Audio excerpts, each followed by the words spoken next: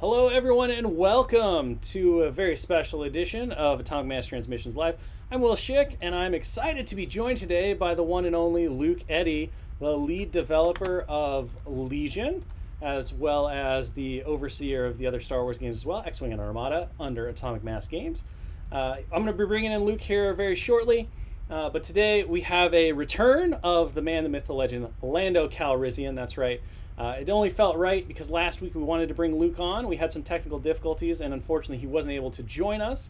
But I want to bring Luke on to have him talk a little bit about the development of Lando. If you tuned in on Friday at 1 p.m. Pacific, you saw John Schaefer doing a paint job for Callus, the famous ISB agent from Rebels.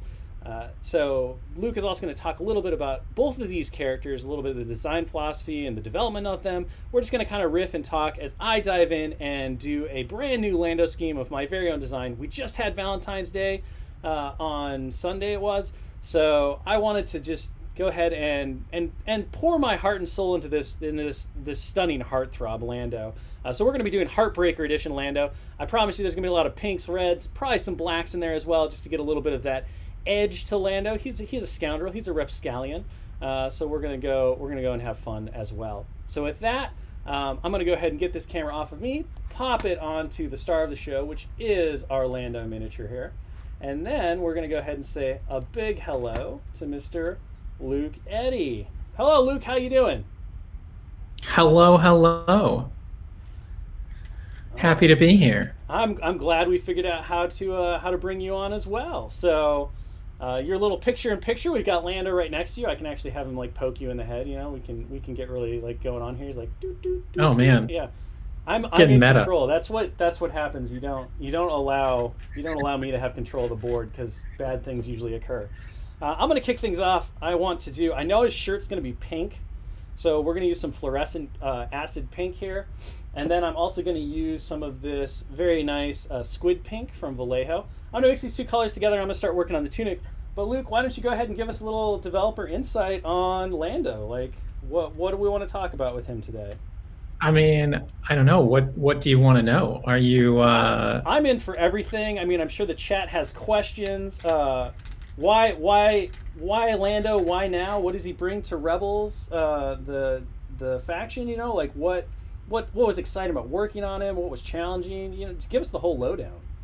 Yeah. Okay. Well, to start with, I think like why now is a good question because like Lando has been at the top of our list, honestly, and my personal list of like characters that like we gotta get into Star Wars Legion. You know, we hit up a lot of the original trilogy crew early on, and then we took some detours into Rogue One, and then content from the prequels. We added new factions, but Lando was always high on the list of like original trilogy characters that like we still need to get to, and like he's like for the most part like the last like main character rebel left that needs to be in the game. And I think it worked out well though because making him now was an opportunity to really sort of play with sort of him manipulating the game.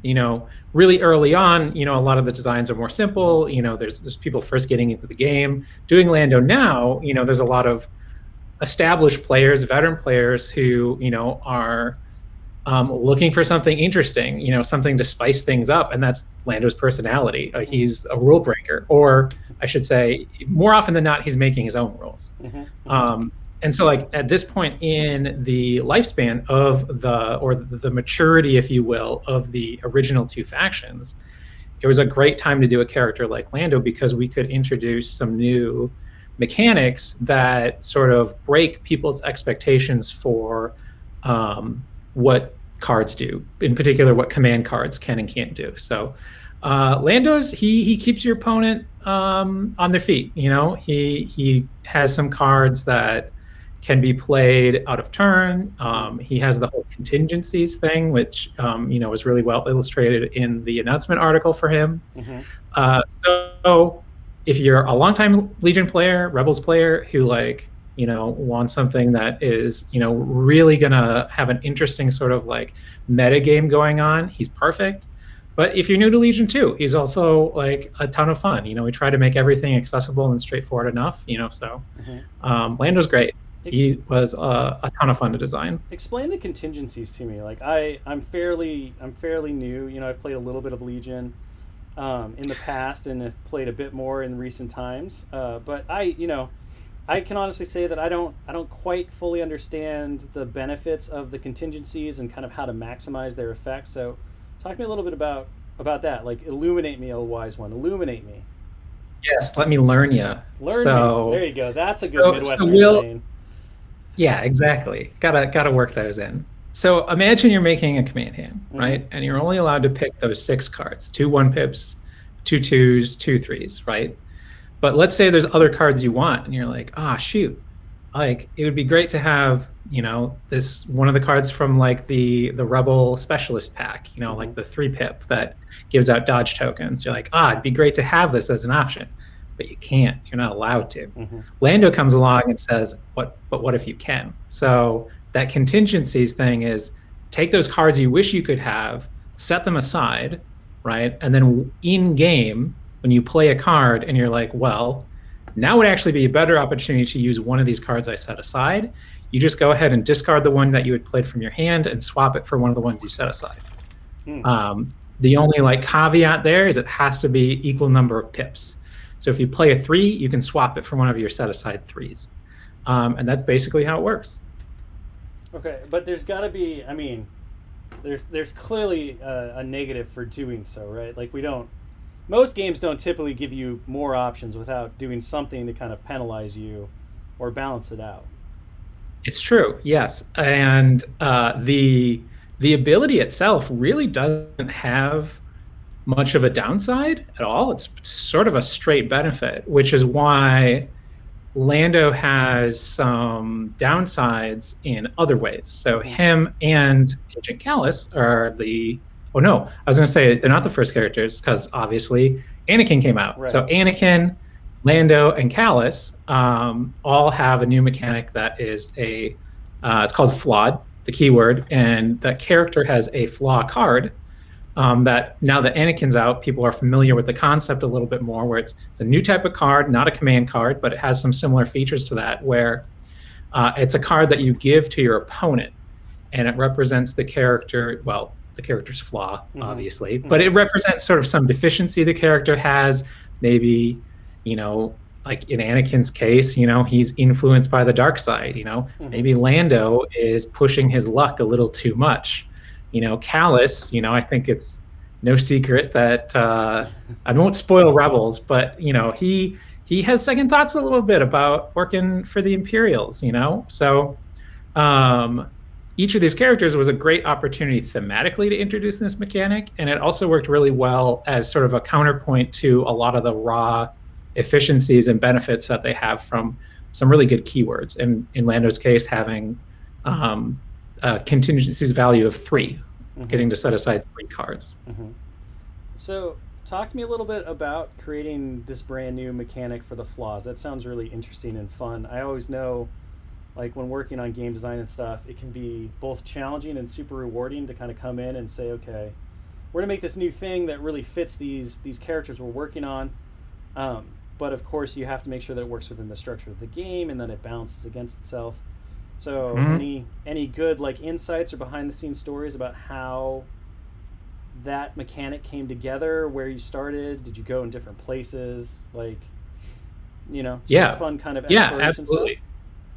Yeah, we did start in some different places. It did start, the concept, I think, didn't change much. The execution did change a little bit, though. It started initially as actually a command card. Like you gave your opponent a new command card to use.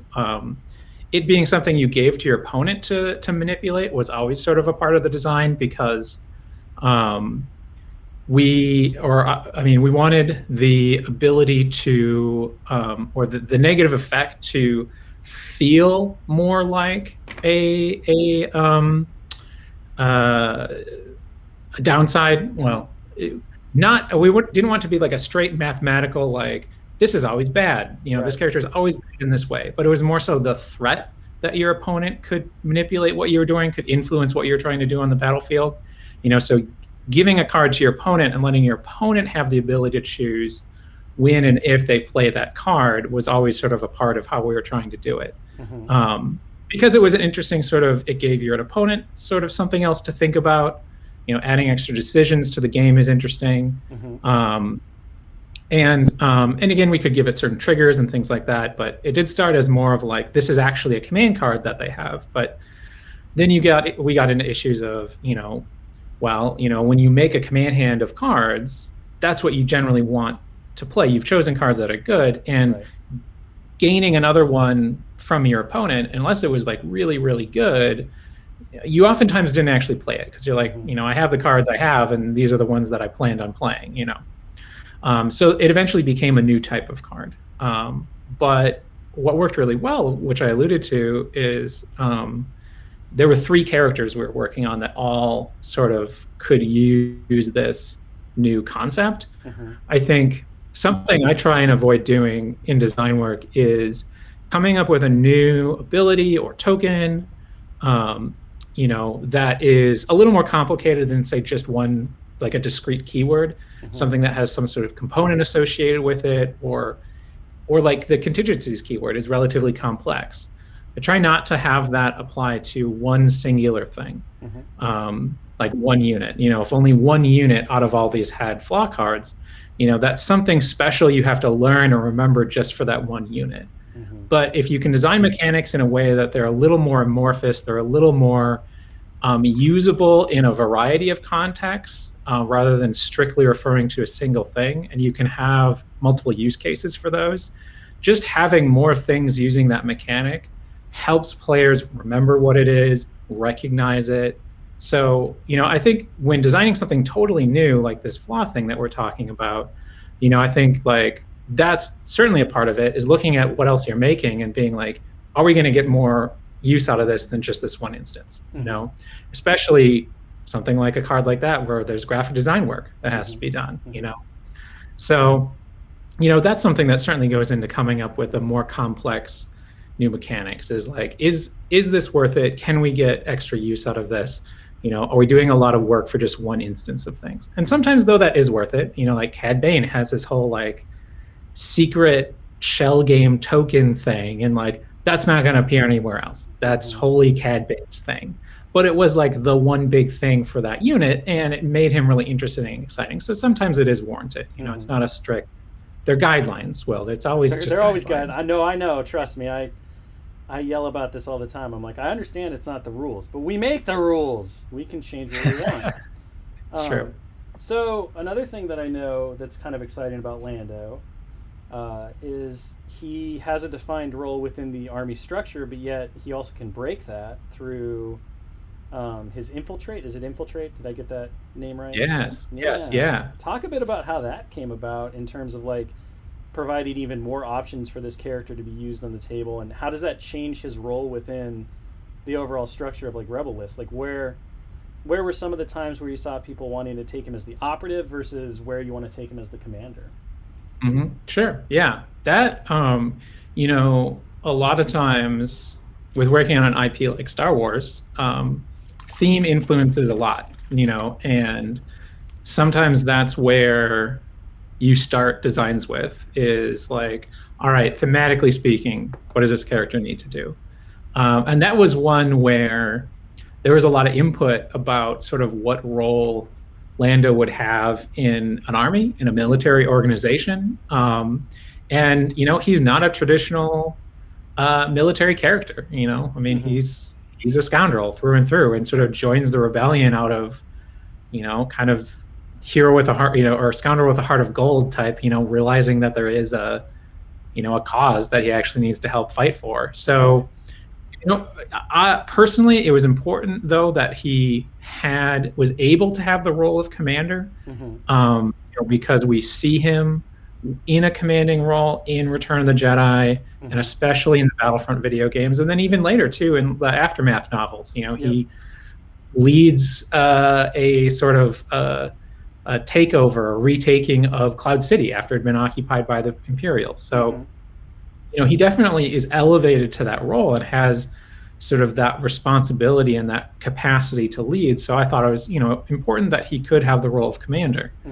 On the other hand, to sort of capture a bit more of that sort of unorthodox, quality, we used the keyword itself that gives him infiltrate and changes his rank to operative is Covert Ops.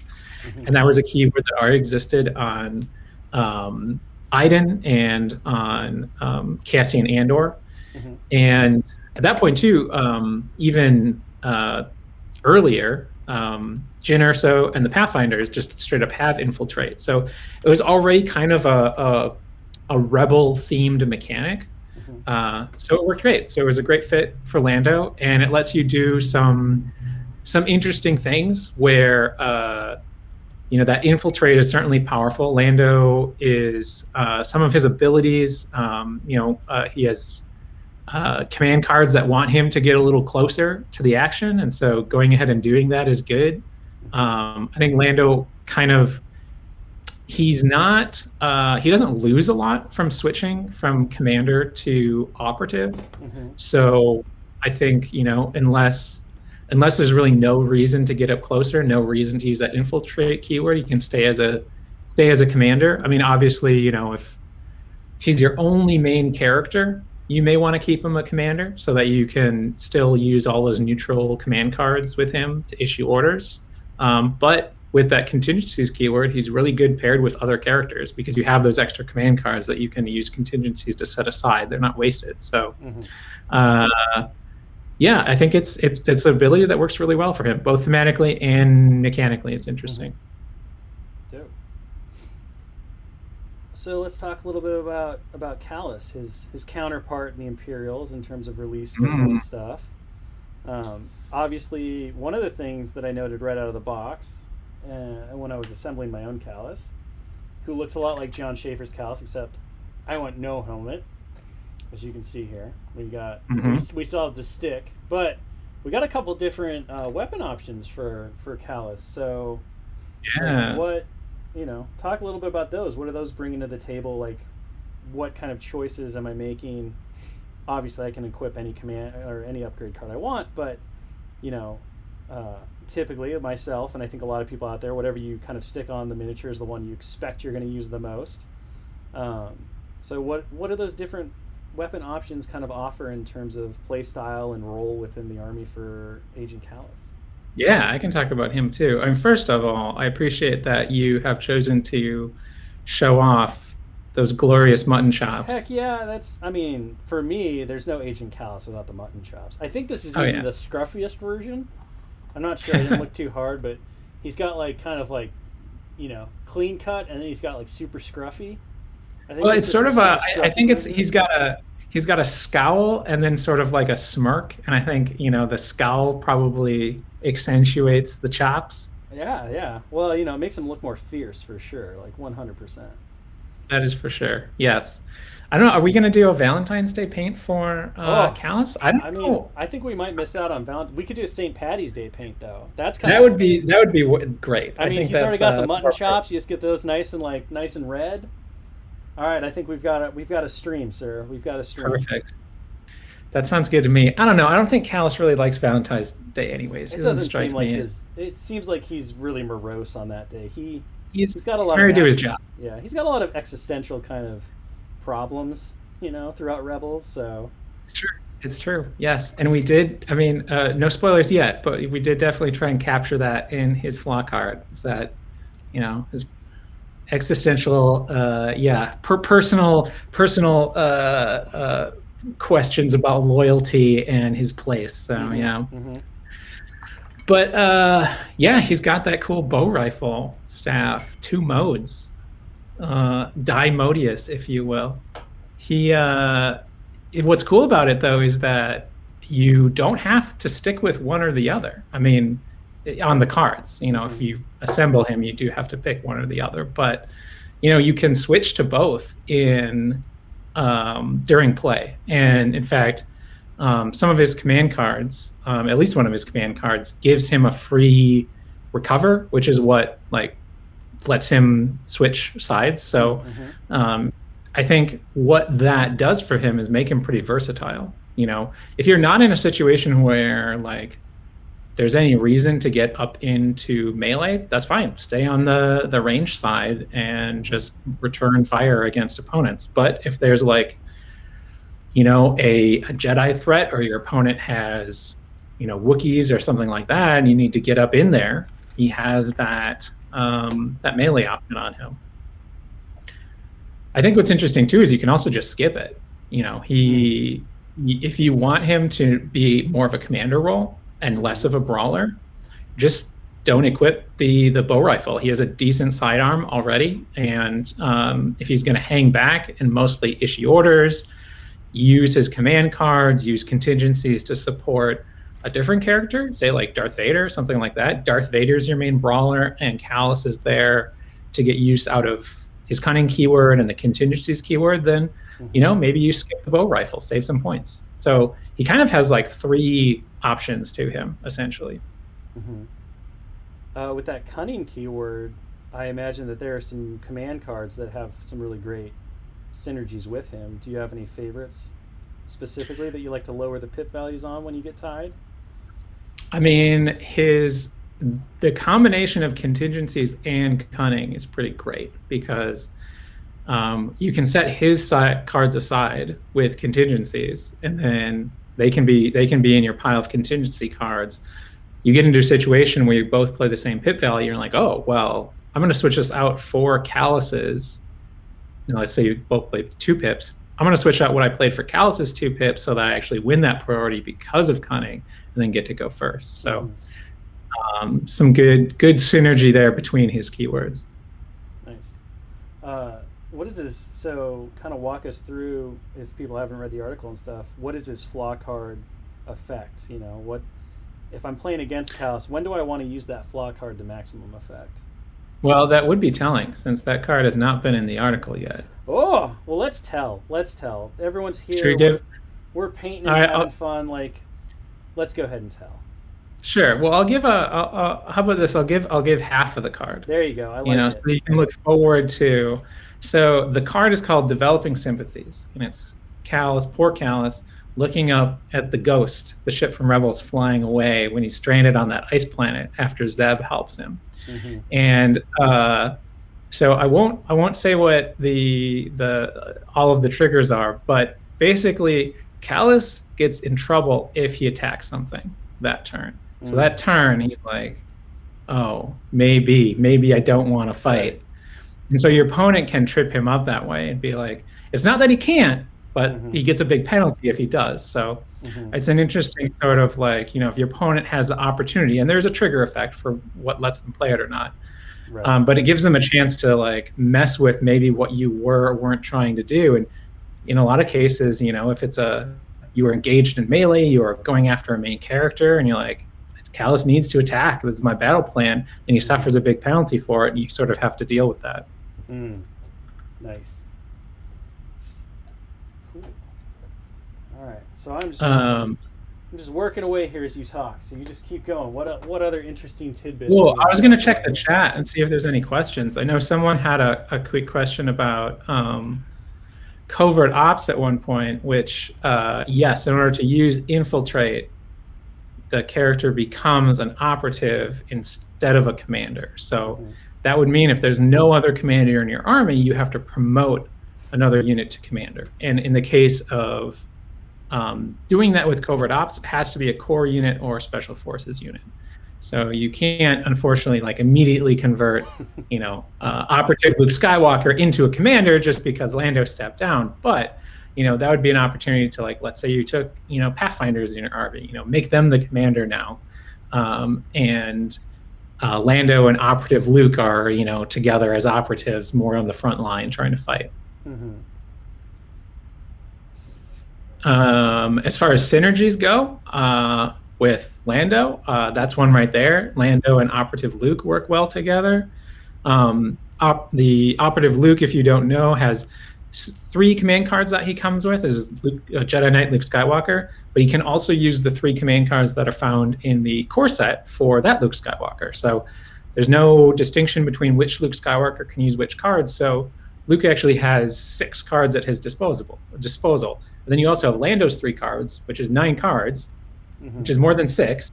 But with contingencies 3, that lets you set aside all those cards, or maybe a combination of those plus some of the neutral ones, and you have all of those at your disposal. So some other combos, if you have Lando, Chewie, and Han together, that's a cool like super team right there, where you can have most of those cards between your hand and set aside.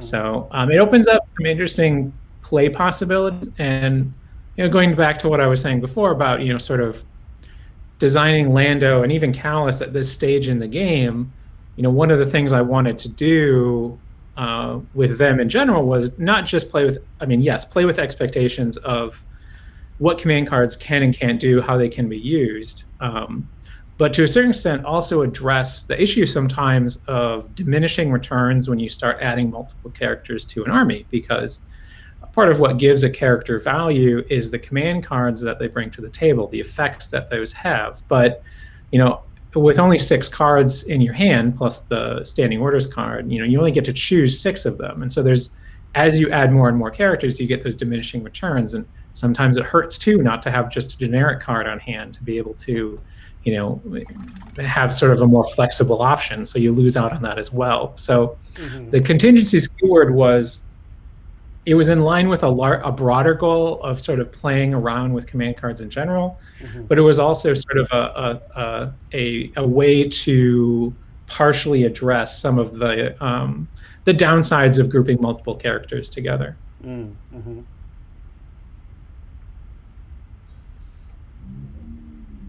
Yes, and I'm seeing someone mentioning Sabak. Once you get to see all of Lando's command cards, you'll notice that all of them are gambling themed in title in some way or another, or card playing, I should say, since that's Lando. He's a card shark. I mean, not a very good one, it seems, since he does seem to lose a lot. What's your definition of good? I mean, he's good because he makes sure he wins. He does. Well, sometimes. Except for that one time. I was gonna say he does seem to lose a fair amount when his ploys don't work out. I guess that's the flaw, right? Yep, that is definitely the flaw. Chances. And I can give another hint to Lando's flaw too. I won't spoil the whole thing, but it does trigger earlier. Your opponent can use it against you earlier in the game if you're playing those contingencies too often. So it more directly than Callus's, it punishes Lando for his whole sort of command card manipulation shtick. Nice.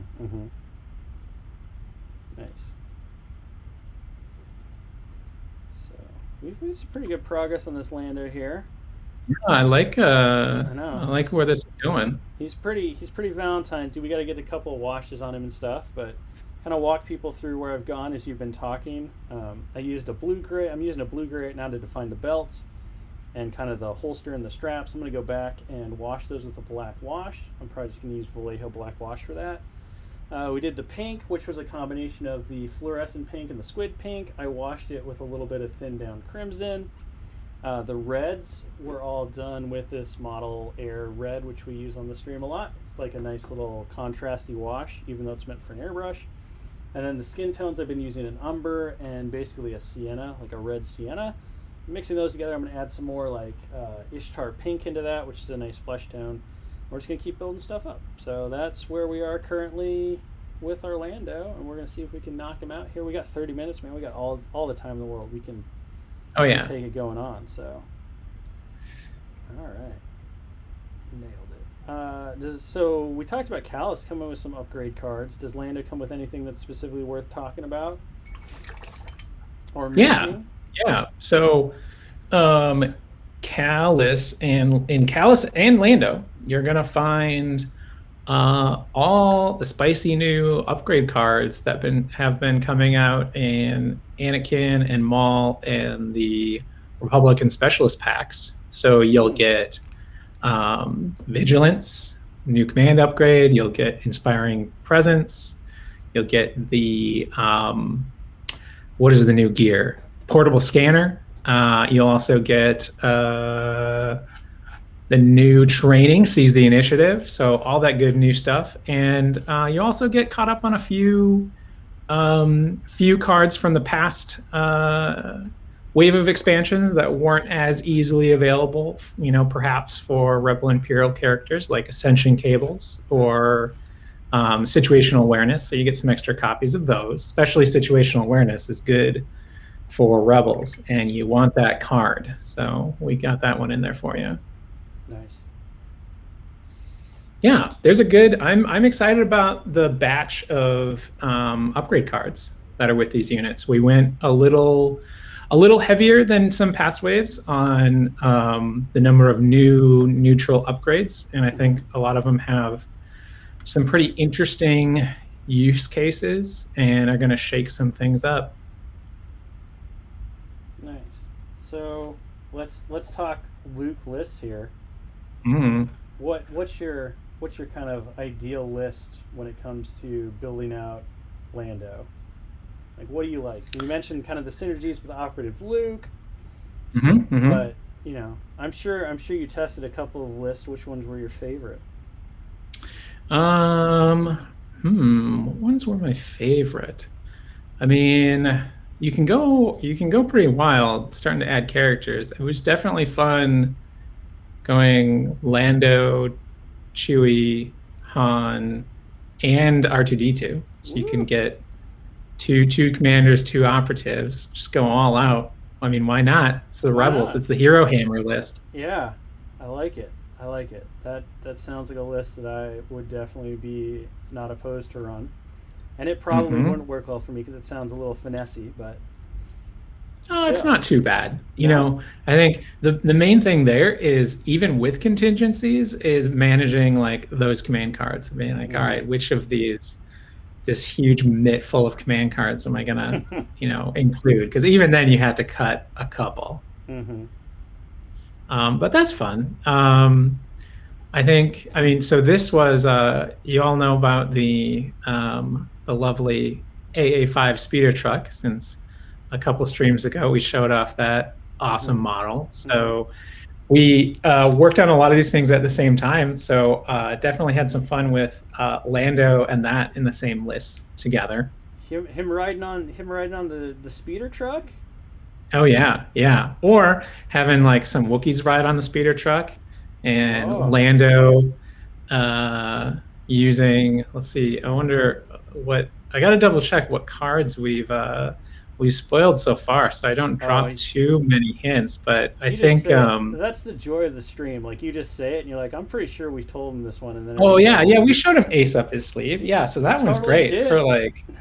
Yeah, in the mid, like, drop something off with your speeder truck, drop off some Wookiees, use Ace up his sleeve, Lando's command card that lets him play it, basically play it completely out of turn. You like discard it, not even like using it as a command card from your command hand or your contingencies, just to give something near Lando an order. And then you have those Wookiees jump out of the truck and just wreck face. So that's a fun time. Wookiees wrecking face sounds like it's always a fun time for you, not it's fun for one person. I mean, it just depends on your attitude. I don't mind if my stormtroopers get ruined by Wookiees. That's what I paid my my admission fee for. That is sort of par of the course. Well, as long as they're not wrecking your like sniper teams or something like that. Something more important. Yeah, that's a bad day. You just got to get the cannon fodder. I see. Yeah, people are wondering whether the speeder truck and the LAT are going to be closed transports, and yes, they're going to be closed transports. Finally, they're the first actual closed transports that we're doing. All right. Well, look at that little extra spoiler on Heartbreaker Edition Lando. I mean, it's not that much of a spoiler. Like, I mean, you look at especially the AA5. Like, it's got roof, it's got doors. Like, it's definitely closed. The thing inside is not going to get shot at. It certainly is. It's a very tight box for sure. Yes, for sure. And even the LAT, like, I think the model you showed off had the sides open, but those close up while it's flying around. Yep. Keeps the Yep. people inside safe. Well, and on both those super sweet vehicle miniatures, you can choose to have the doors open or close. So if you want to have that moment in time where those Wookiees are coming out to wreck face, you can Right. pop the side doors, and then of course you can see the interior of the AA5 as well. It looks really nice.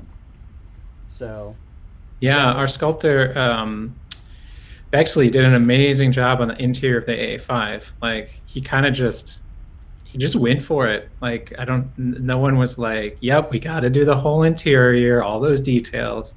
He was just like, "I'm doing it." I know. So, well, there's a weapon rack. Like you get two little blaster rifles that you can put on the weapon rack.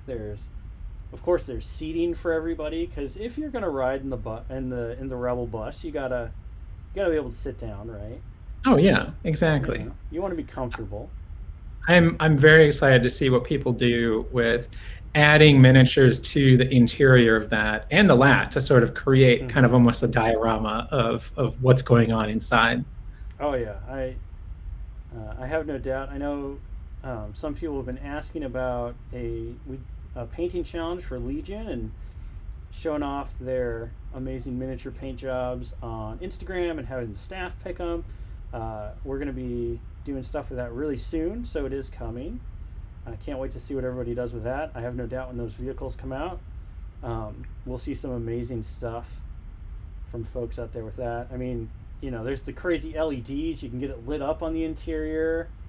Man, it's like, yeah, it's having built both of those miniatures, there's a lot of options for customization, and of course there's a lot of just really cool nods to like some really cool hobby projects if you want to take them to that level. So display pieces and all that stuff. Yeah, fantastic. Absolutely. Fantastic. Yeah, especially if you're doing a Republic lat LE, when they're being used by them, they have the like bright red sort of almost ominous glow in the cockpit. Yeah, we've actually because we're talking about this now, we just got the final studio painted photo from the painter Brendan, who's been working on both those vehicles for the lat LE, and it looks amazing. I can't wait for us to show off those images and put it in marketing and stuff. It looks so cool. I can't wait to paint my baby space whale, as I like to call it, because it looks like a whale before you add the little I don't know, the little panels, the wings, I guess. Those are supposed to be wings. I don't really know. I mean, I don't know. I mean, you know what? Honestly, they're probably like solar panels. Yeah, it flies because it flies, right? Yeah, exactly.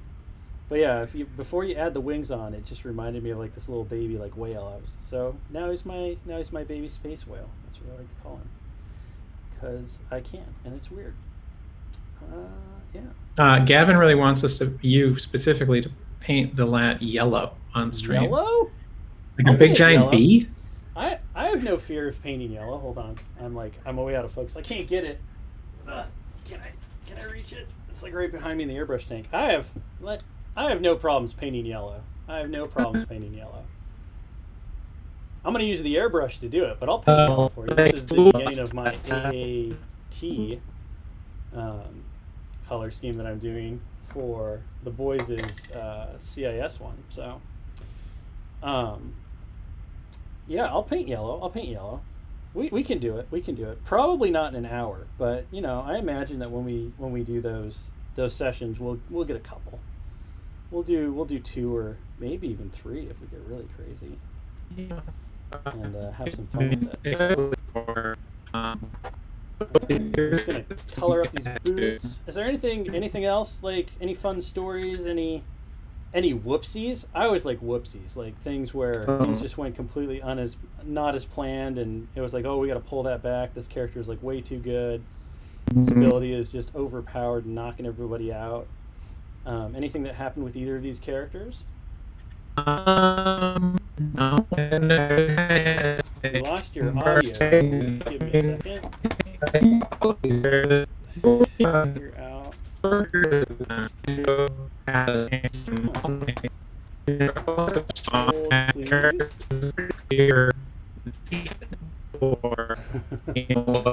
So it looks like we have a little bit of an audio issue with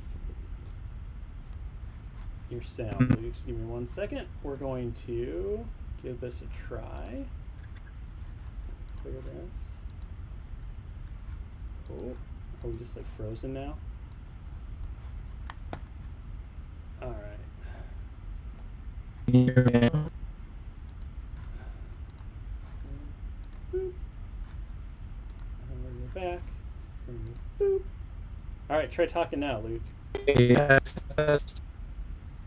I'm not entirely sure if we have you anymore or if we just have another one of our audio issues coming in. But it looks like I can't hear you, which is very strange. But it looks like the chat can hear you.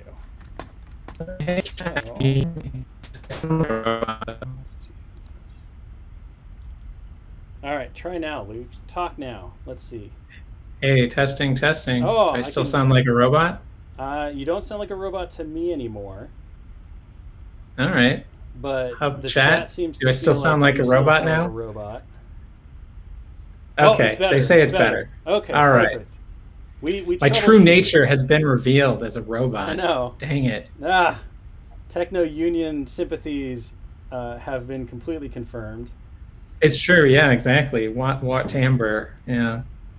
Well, that's unfortunate. Yeah, I'm not entirely sure where you started going all robotic on everybody, but you know, just continue on, continue forward. We'll just pretend like it never happened. That's typically. Well, last I remembered, you had asked me if we made mistakes, and my answer was no. I was asking for like funny whoopsies. I always like funny whoopsies. We made a lot of them over the time. They're sometimes the best stories. You often bitterly weep about them afterwards, as you're like, yeah, remember when that happened? Wasn't that hilarious? It wasn't, but you know, we do what we do to make it through. It's true. Yeah, no, the chat is right though. I was definitely dropping all the spoilers, while I was you were unable to tell what I was saying. So, you know, just you missed the opportunity. I'm sorry. I was only going to say it once. I'll go back. Yeah, that was a whoopsie. True. I don't know. I wish I had a more interesting like anecdote of, you know, the development of these guys. But honestly, like, you know, I think this is what I was saying when I dropped out, that you know, we were working on Lando, Callus, Anakin, and Maul, and they're all just such strong characters thematically, and like the vision for what we wanted to do for them each was pretty clear, and it was, you know, just a matter of sort of mostly iterating on the flaw cards and contingencies. The rest of it, you know, honestly came together pretty easily. Nice. I mean, there were some play tests where we found out, you know, that like in a one-on-one fight, Callus can't just straight up fight Maul. That doesn't go well for Callus. I think that was John Schaefer versus our art director, Preston Stone, and Preston Stone's Callus just got wiped, and Schaefer's Maul continued to just like tear through the rest of his army, like, you know, like it was wet tissue paper. So that was an interesting game, but that was more of a like, Maul's good. Right. This is exactly what would happen in the movie were we to like wind up in this position, right? I think that was one thing that changed slightly. That might have been when Maul just had infiltrate on his card rather than tied to a command card. And they were also playing on a 3x3, and anytime you have a close range melee character able to close that distance much quicker, they perform really well in skirmish mode. Suffice to say, it's a big chunk of points, obviously, and that's their downside. But yeah. Nice. Well, if chat has any questions, feel free to post some stuff. I know I've seen some speculation on like how much the new vehicles are going to cost, and I can say they're pretty affordable because they mostly function as a transport, and you know, it doesn't need to be that expensive. You know, if it's a purely support unit, don't overcost it. Yes, they are heavy choices. Oh, see, now I feel like they're No, just no, the lad is not only 50 points. That's ludicrous. ludicrous. But Nice. All right. it's fun stuff. I mean, all of these things, that I keep alluding to that, sort of encompass this batch of products. Maul and Anakin, Lando and Callus, and the vehicles, and even the specialist packs, is a lot of fun to work on because, I think, each of them really has an impact on the battlefield in interesting ways. Lando with his contingencies and his unorthodox command cards, Callus with how flexible he is, and then the transports, obviously, opening up sort of almost a whole new play style, like being able to get units, quickly close to your opponents, while not having those units be able to be damaged, really opens up some strategies. So there's a lot of fun to work on these units for sure. Yeah, absolutely. It sounds like they really get to add more variety and options to the different factions, whether it be through the use of the contingencies, Lando's flexibility when it comes to his role within the army itself on the tabletop. Um, it sounds like, to me, even though I am relatively still new at the game, it sounds very exciting. Like, I'm excited to start grokking out what I want for my Lando, for my rebel army. I know I'm super excited to get the lat painted and to try out some games with that transport and see what that brings to the Republic army and the clone, kind of the phase 2 clone force that I've been building for a while, and going to start painting on stream. So options are always super fun, and I love any chance that you can get to begin to customize more fully your own forces and tell those stories the way you want, right? Like what happened off screen, or we always like to call it between frames. You see these characters and they have these really memorable moments, but we know that more happens to them than just what we know from even the comics or the novels and everything else. And I think for me, one of the fun parts about the hobby and being able to engage in things like Legion or X-Wing or Armada is that you get to live out and kind of create your own between frame moments that can then become part of the story yourself. And obviously one of the joys of working in development on these games and being able to do stuff and design things like we've been talking about this whole hour is the chance to take that character from the story or the book or the page and realize them in full glory in this like player controlled environment where they feel correct and they feel awesome, but you can also have a really fun tactical experience and strategic challenge with your friends and make your own stories along the way that you'll always get to remember and talk about later. And Absolutely. because I'm so good at segues, if you want to hear more about that process and everything, or you're interested in what I just said, be sure to watch out for the information on our big March Constravaganza, as I'm going to keep calling it, because we're going to actually have an entire panel with all of the AMG developers and talking about just that, and kind of just in general the philosophy of design and development and how we approach that for the different games that we do, and what things each of us finds most important to translate properly. So you're going to get to hear, not specific stories themselves, but very much just a general overall thought process from a philosophy standpoint, kind of a high level. This is how I feel. This is how Will Pagani feels. This is how Luke Eddy approaches it. Because we all do things differently. It's a creative enterprise, and there's no right answer technically from the start.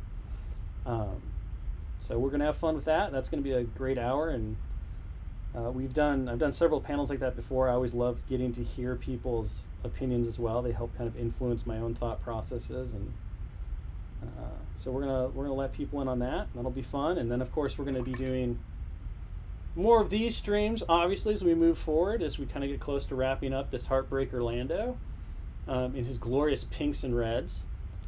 And so we're going to be talking about that. And we're going to have a full kind of panel discussion where it's going to be talking about the next things that are coming out for Legion, giving a view into the future for the rest of the year. There'll be some fun, hopefully some fun surprises and some fun reveals over the course of the weekend that will get everybody excited for all the different Star Wars games, not just Legion as well. I'm really looking forward to that. So with that, I'll say thank you so much, Luke, for joining us. I'm sorry that your secret identity is now out and we all know that you are truly a robot. It's okay. I can live with it. We will move on from there. This Lando is basically wrapped up. I'm pretty happy with him. We're going to get those inks to dry, but we got a really nice pink hue on the shirts. The pants are a little shiny from the wash, but that's going to settle in really nice to a nice sanguine color. We have a really nice kind of dark cape to set them off against each other. And then, of course, we got that dashing, roguish smile from Lando going on. And I gave his pistol a little bling. We added some gold to it and stuff. So, with that said, I'm really liking that gold. That looks good. Isn't that nice? Came together. We got to hit, I think I'll hit the gold with a purple wash after the stream, and then we'll kind of pick out some highlights. I really like to highlight golds with purple washes. It gives them a nice, well-worn hue. But, yeah, I think overall he's ready to break some hearts and probably some Imperials on the table. So I will proudly plug this guy into my Rebel theme. Or maybe I'll just do a whole, little mini strike force based on these colors. We'll just make them all pinks, There you go. It'll be the Rebel Love Squad or something. I don't know. Rebel Heartbreakers. There we go. We'll come up with a number, like the 707 Heartbreakers, something like that. So, all right. Well, thank you so much, Luke. I really appreciate it. We will wish you adieu, and we'll see you on the next one where we bring you around to talk more design and development as we paint some sweet miniatures. And until then, I will talk to you later, my friend. It was awesome. Happy to be here. Thanks. Cheers. All right. Well, thank you, everyone, for showing up today, joining us for this chat. Hopefully you got some cool insights. We're inspired with your own kind of paint ideas. Obviously, we did a very non-traditional Lando here, but I had a lot of fun doing it.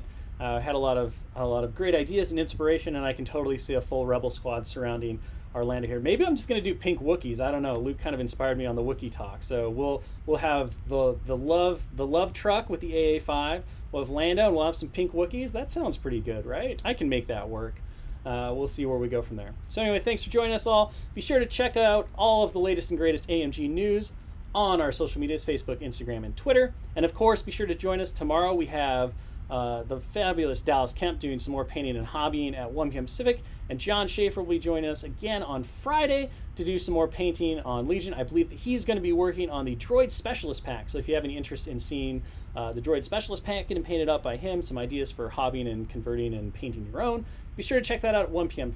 Pacific Friday, and then join me back next Wednesday. I'm going to be painting up the Clone Specialist Pack, and putting up some interesting 501st or some other clone markings. I don't know. I haven't quite decided where I'm going to go with that yet. Maybe we'll do a couple of different options. Maybe we'll do something crazy like a Valentine's or a St. Patty's Day clone. I don't know. Whatever the mood strikes us, but we're just going to have fun with that. So again, thank you very much for joining us, and we will see you on the next one. Goodbye.